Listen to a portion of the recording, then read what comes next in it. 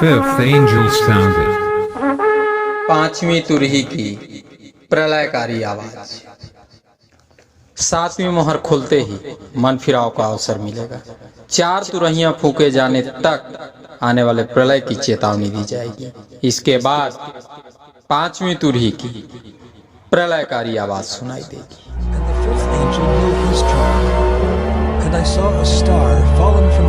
Subscribe now and press the bell icon. Never miss an update. He opened the shaft to the bottomless pit, and from the shaft rose smoke like the पांचवी smoke तुरही के of Phuke burning जाते ही furnace. प्रलय का आरंभ The होगा। sun and the air were प्रलयकारी darkened दिन with शुरू हो smoke from जाएंगे। the इस shaft. बात की चेतावनी उकाब जैसे दिखने वाले प्राणी द्वारा पिछले पद में दे दी गई है। अब आइए इस पद से हम पांचवी तुरही की प्रलयकारी आवाज सुने। इस आवाज के पीछे छिपे भेद को हम आज की वीडियो में जानें। दोस्तों, वीडियो अंत तक अवश्य देखें। वीडियो पसंद आए तो लाइक करके अपने दोस्तों में जरूर शेयर करें। प्रभु यीशु मसीह के नाम में आप सबों को जय मसीह की। यह कोई प्रमाण नहीं, सिर्फ और सिर्फ बाइबल की भविष्यवाणियों की गणनाओं पर आधारित अध्ययन है। प्रकाशित वाक्य की पुस्तक 9 अध्याय 1 पद। जब पांचवें स्वर्गदूत ने तुरही फूंकी तो मैंने स्वर्ग से पृथ्वी पर एक तारा गिरता हुआ देखा और उसे अथाह कुंड की कुंजी दी गई। दर्शनों की इस श्रृंखला में यूहन्ना जी बता रहे हैं, आकाश में वास करने वाली शक्तियों पर मुसीबत आने के बाद आकाश से प्राप्त होने वाली ऊर्जाएं प्रभावित हो जाएंगी। इसके बाद प्रलयकारी दिन प्रारंभ होंगे। पांचवी तुरही फूंकी जाएगी। इस तुरही के फूंके जाते ही स्वर्ग से एक तारा अर्थात एक स्वर्गदूत पृथ्वी पर गिराया जाएगा। उसे उस अथाह कुंड की कुंजी अर्थात चाबी दी जाएगी, जिसके खोले जाते ही प्रलय का आरंभ होने वाला है। दोस्तों, वचन में अथाह शब्द का इस्तेमाल हुआ है, अर्थात अब जो कुंड खोला जाएगा उस कुंड की कोई थाह नहीं है। वह कुंड विशाल समुद्र की तरह अथाह है। दोस्तों, इस कुंड का निर्माण परम प्रधान द्वारा दुष्ट आत्माओं को यातनाएं देने के लिए किया गया है। इस कुंड की और भी ज्यादा जानकारी आप प्रकाशित वाक्य की पुस्तक उसके 19 अध्याय के 20 पद और 20 अध्याय के 10 पद में प्राप्त कर सकते हैं। यह ऐसा कुंड है जहाँ कभी भी आग नहीं बुझती। जो आत्माएं इस कुंड में डाली जाएंगी वे लूका रचित सुसमाचार उसके 16 अध्याय के 24 पद में लिखे वचनानुसार भयंकर तपिश से तड़पती रहेंगी। इस कुंड का दृश्य पृथ्वीवासी भी देख चुके हैं। जब प्रभु ने सादोम और अमोरा को उनके भयंकर पापों का दंड दिया था, आग और गंधक से उन नगरों का सर्वनाश हुआ था, तब उसी प्रकार की भयंकर तपिश पृथ्वीवासियों ने महसूस की थी। इस घटना का वर्णन उत्पत्ति की पुस्तक उसके 19 अध्याय के 24 पद में पाया जाता है। भौगोल शास्त्री बताते हैं, ये नगर जहाँ विद्यमान थे उस स्थल में आज भी आग की भयंकर तपिश और गंधक की महक पाई जाती है। अर्थात इस भयंकर कुंड का निर्माण भयंकर यातना देने के लिए परम प्रधान की इच्छा से किया गया है। जिस यातना का दंड शैतान और उसके साथ जीवन यापन करने वाली आत्माओं को उठाना पड़ेगा। शैतान और उसके दूतों को यह भयंकर पीड़ा सहनी पड़ेगी। प्रेरित यूहन्ना जी द्वारा परमेश्वर हम विश्वासियों को यह दृश्य इसलिए दिखा रहा है ताकि हम विश्वासी हर दिन और हर सप्ताह की शुरुआत थोड़ा ठहर कर प्रार्थनाओं के साथ करें। चल रही मुसीबतों के दौर में बाइबल का अध्ययन करें। इन दिनों की शिक्षाओं को प्राप्त करके स्वयं का आत्ममंथन करें। परम पवित्र परमेश्वर की अगुवाई, सामर्थ, सुरक्षा व आशीषों में बने रहें। पांचवी तुरही की प्रलयकारी आवाज के द्वारा प्रभु परमेश्वर इन दिनों में बचे हुए लोगों को मन फिराने का एक और स्पष्ट आह्वान देगा। परम प्रधान आज की इस अध्ययन के द्वारा प्रत्येक विश्वासियों को सतर्क कर रहा है कि वे प्राण देने तक विश्वास योग्य बने रहें। वचन की ज्योति में शैतान की प्रत्येक युक्ति और भरमजाल से बचे रहें। उसकी सेनाओं से निरंतर आत्मिक युद्ध करते रहें ताकि हम में से किसी भी विश्वासी को यातना वाले इस अथाह कुंड में जाना न पड़े।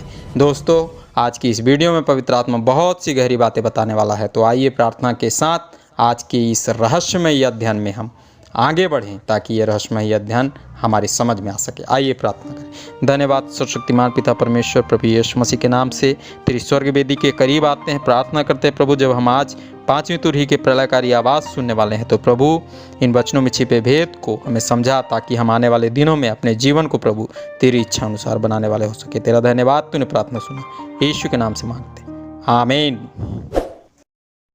प्रकाशित वाक्य की पुस्तक 9 अध्याय 2 पद। उसने अथाह कुंड को खोला और कुंड में से बड़ी भट्टी का सा धुआं उठा और कुंड के धुएं से सूर्य और वायु अंधकारमय हो गए।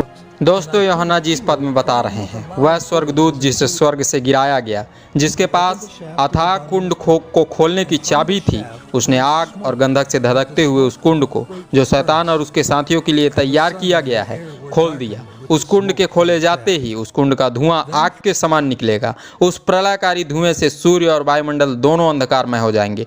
दोस्तों चौथी तुरही फूंके जाते ही अंतरिक्ष जगत पर पीड़ा आएगी। आकाश से प्राप्त होने वाली ऊर्जाओं का 1/3 भाग प्रभावित हो जाएगा। उन दिनों रात और दिन भी बराबर नहीं होंगे। अंतरिक्ष में पाई जाने वाली ऊर्जाओं के प्रभावित होने से जनजीवन पर भी भयंकर प्रभाव पड़ेगा। दोस्तों इसी प्रकार के वीडियोस लगातार देखना चाहें तो चैनल सब्सक्राइब करके घंटी जरूर दबाएं। वीडियो से संबंधित अपनी राय कमेंट में अवश्य लिखें। कमेंट में जय मसीह लिखकर प्रभु की महिमा करें।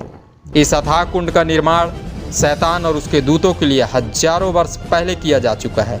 मुझे यह ज्ञात नहीं कि इसका निर्माण कब हुआ, पर लूत के दिन और लूका रचित सुसमाचार इस बात के गवाह हैं कि इसका निर्माण आज से हजारों वर्ष पहले किया जा चुका है। प्रभु के सच्चे दास भक्तों के दर्शन, गवाहियाँ और लूका रचित सुसमाचार से हमें यह भी ज्ञात होता है कि यह स्थान संभवतः पृथ्वी के नीचे स्थित है, जिस स्थान को कई लोग रसातल या पाताल भी कहते हैं।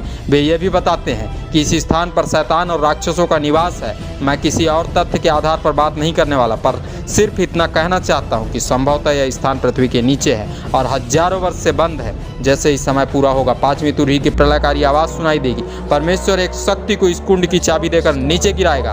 वह इस पद में लिखे वचन के अनुसार इस स्थान को खोल देगा। दोस्तों इस पद को और भी अच्छी तरह से समझने के लिए आप उस आग की भट्टी का स्मरण करें जिसमें आग जलाकर उसे बंद कर दिया जाता है। थोड़े समय बाद जब उसे खोला जाता है तब उसमें उत्पन्न हुआ धुआं किस वेग से बाहर निकलता है। थोड़ी सी आग और थोड़े समय बंद रहने से इसमें उत्पन्न हुआ धुआं प्रलयकारी बन जाता है। तो दोस्तों यह कुंड जो हजारों वर्ष से बंद है, इसमें की आग निरंतर जल रही है। आप कल्पना करें जब यह कुंड खोला जाएगा तब इसमें से कैसा धुआं निकलेगा। हमारा आकलन कहता है इसमें से प्रलयकारी धुआं निकलेगा। यह धुआं प्रलय और विनाश को अपने साथ लेकर आएगा। यह धुआं वायुमंडल को और भी भयंकर रूप से प्रदूषित कर देगा। आकाश की शक्तियां पहले से ही प्रभावित हो चुकी हैं, पर इस प्रदूषण के बढ़ते ही लगभग अंधकार छा जाएगा। स्मरण करें मुहर खोले जाने वाले दृश्यों को। अंधकार का राज्य फैलते ही पीड़ाएं सीधे मनुष्यों पर वार करने लगी। उकाब का दृश्य नजर आते ही पृथ्वी की 1/4 मनुष्य मृत्यु की आगोश में समा गए। फिर उन्हीं से जुड़ी घटनाओं का दोहराव हो रहा है, अर्थात फिर से बहुत से मनुष्य मृत्यु की आगोश में समाने वाले हैं। प्रकाशित वाक्य की पुस्तक की इस प्रकाशन में पवित्र आत्मा हम सबों से कहना चाहता है, जैसे ही प्रलयकारी दिन प्रारंभ होंगे परमेश्वर तेज और स्पष्ट आवाज के साथ हमारा ध्यान अपनी ओर आकर्षित करेगा। अथाह कुंड खुलवाकर हमें उन दिनों स्पष्ट रूप से चिताएगा। जो शैतान के अधीन जीवन यापन कर रहे हैं उसे बड़े ही भयंकर दंड का वारिस बनना पड़ेगा। यह सब परमेश्वर हम मनुष्यों को अपनी ओर आकर्षित करने के लिए कर रहा है, पर अगले ही पल धूर्त शैतान जो कि हम मनुष्यों से बेहद जलता है, धूर्तता भरा अपना जाल पुनः फैलाएगा। आत्मिक अंधकार बढ़ेगा। अनैतिकता के प्रदूषण के द्वारा वह फिर मनुष्यों की आत्मा को कलुषित करने का प्रयास करेगा। आशाहीन स्थिति उत्पन्न होगी। मनुष्यों को और भी ज्यादा सांसारिक अभिलाषाओं में फंसाकर पाप की ओर वह अग्रसर करेगा। इन दिनों और भी अनैतिकता और भ्रष्टाचार बढ़ेगा। नैतिकता, आत्मिकता और पर्यावरण भयंकर रूप से प्रदूषित हो जाएंगे। यह सब शैतान इसलिए करेगा ताकि मनुष्यों में से कईयों को भरमाकर जीवन के दाता प्रभु यीशु मसीह से दूर कर सके। परमेश्वर के हाथों से रचे मनुष्य को स्वयं के साथ उस भयंकर अथाह कुंड की यातना का वारिस बना सके। उन दिनों के मनुष्य और भी ज्यादा कान वाले, बहरे और आंख रहते हुए भी अंधेपन के शिकार बनेंगे। आज के अध्ययन से हमें जो शिक्षा मिली उस शिक्षा के पद को आइए नहूम की पुस्तक उसके 3 अध्याय के 14 पद से पढ़ें। इस पद में लिखा है, घिर जाने के दिनों के लिए पानी भर लें और गढ़ों को अधिक दृढ़ कर लें। कीचड़ में आकर गारा लताड़ और भट्टे को सजा। आप सबों ने इस अध्ययन को ध्यान से सुना। आप सबों को बहुत बहुत धन्यवाद। प्रभु यीशु मसीह के नाम में आमीन।